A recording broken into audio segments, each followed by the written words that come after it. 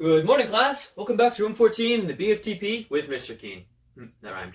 For those of you who forgot a syllabus assignment over the weekend, that is the Blast for the Past with Mr. Kuehn. And that's Kuehn, not Kuhn, not Kang. End of story. No questions? Good.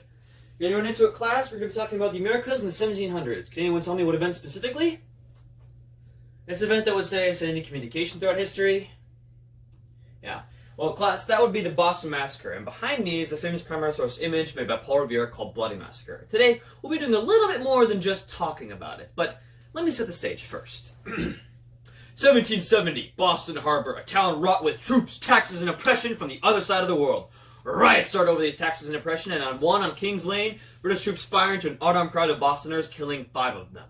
Paul Revere sees this, recreates it, and with the help of the Boston press, spreads his Bloody Massacre all over the 13 colonies. This helps to start more acts of defiance in Boston and will also eventually help lead America into the Revolutionary War. Sorry. The Boston Massacre happened on March 5th, 1770, Boston, Massachusetts. What's a little bit less obvious, though, is how it started. About 50 years prior, in the mid-1750s, Britain and France got into a bit of a scuffle over some trade routes in the Americas. This class is known as the 7 Years' War. You get 3 guesses as to how long it lasted. After these aforementioned 7 years, the victor of this war was Britain. But guess who's now broke? Also Britain. Thankfully, they have a freshly baked batch of 13 colonies ripe for the taxing. And the British Parliament was too keen on taxing their own muffins, seeing as how they had a rather steep price to pay as it was. So in order to avoid some form of governmental takeover, like what was happening with the French, they decided to start taxing their hub of the world, Boston. Now, class, for context, it's also important not to remember that not every colonist was loyal to the British crown. We know these odd few today as patriots. They were for the 13 colonies, not necessarily a new nation, but just from independence from Britain. And of course, the antithesis would be loyalists who still had familial or economic ties with the king. These names will become much more important later on, but before we go any further, I want to show you why I call this class more than just American history. You ready, Totem? Let's give him a show.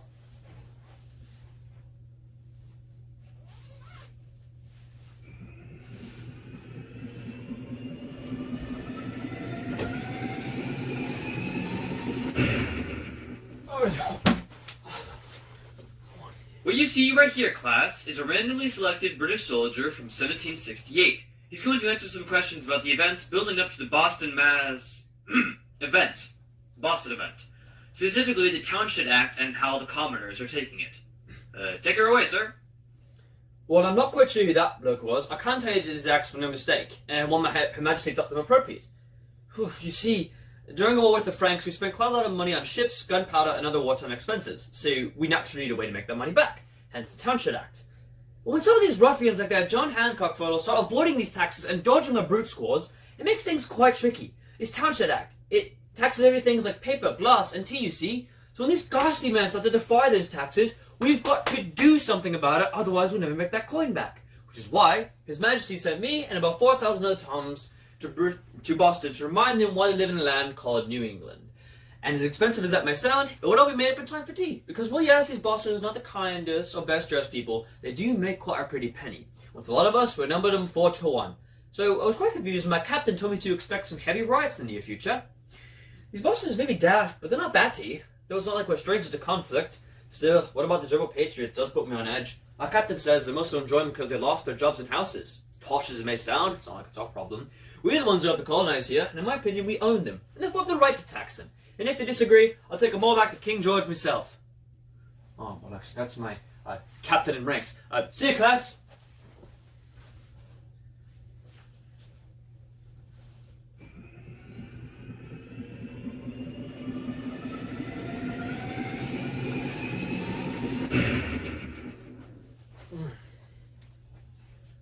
Oh. Class, this is our randomly chosen Boston citizen from the year 1770. He's from the Boston Press, and I assume he's got something to tell you.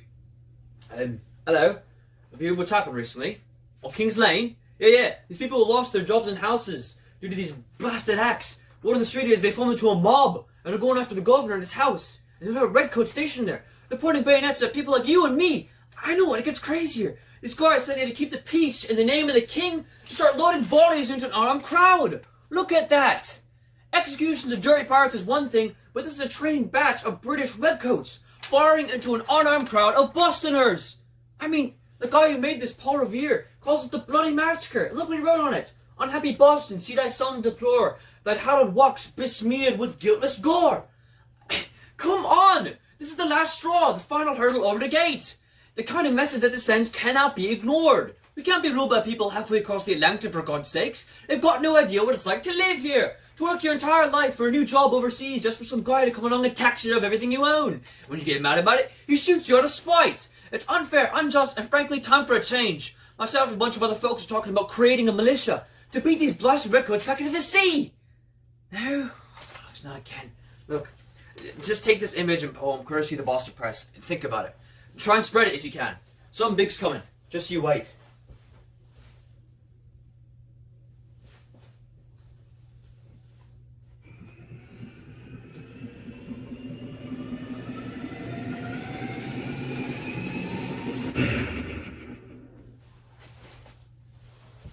This is an upper-class British member of the Parliament. He is one of many who partakes in debates about taxes and commercial activities. Oh, sorry. Good morning, governors. Whoa, what would you like to know about? The Boston Massacre! What? Why, I've never heard something so outlandish and silly. Haven't you read the papers? Seen the pictures? That's what's happened. These soldiers are heroes, defending our way of life against the uneducated masses. All this talk of revolution is poppycock. You must realise that at least half of Boston's population still has familial or commercial ties with the king. We've repealed the taxes on glass and spice and that sort of thing, but we've just kept it on tea, because much like taxes themselves, we'll always need tea. You see? That's probably, yeah, a letter from the East Indian Trading Company, no doubt on our recent success in taking back the colonies. What? They've just listed a loss of 340 crates of tea! That's over £1,000 gone! Those patriot rebels, that does it! We can't keep losing cargo like this! We have to shut down Boston. I don't care if hundreds, thousands, all of Boston's out of a job! We can't keep losing! Guard! Get the Speaker of the House of Commons! Tell him to start a meeting! We've got to shut down Boston!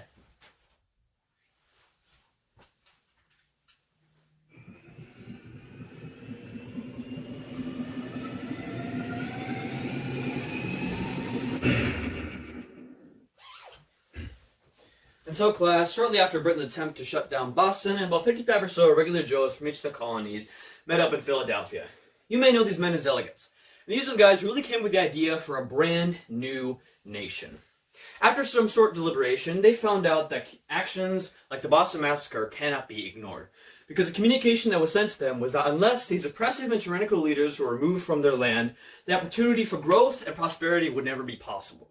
So to keep a semblance of that prosperity, they found some form of unity. Or in the words of Patrick Henry, the differences between Bostoners, New Englanders, Virginians, and Pennsylvanians is no more. I am not a Virginian. I am an American. And as a result of this aforementioned unity, militias of townsmen began to pop up all over these 13 united colonies. But on April 19th, 1775, British spies got word of training of military men and the use of smuggled arms. So in one last-ditch effort to take control, British Parliament sends about 1,000 troops to the towns of Lexington and Concord to take control of these rebellious leaders and take back their smuggled arms. After these battles of Lexington and Concord, the delegates meet up once again to create and eventually sign the Declaration of Independence, starting a war with the biggest empire in the world. And after winning, they will create a brand new nation. Along with some new ideals, the communication of propaganda through dramatic elements like death and senseless violence is personified perfectly here. Americans have, and hopefully will always be called to action by these sorts of images. Because at our core, we're not the kind to just sit down. We're not the kind to let things slide. We're not the people to let others like us die for nothing. No, we are Americans. We will stand right and fight for what we believe in. Because class, that's what they did. They fought for what they believed in. They fought for independence. Because class, the definition of true independence is to be free. And that's the Boston Massacre. I hope you're all paying very close attention and took quite a few notes, because we will be having a pop quiz on what we talked about here today. Class dismissed. Go to the next hour.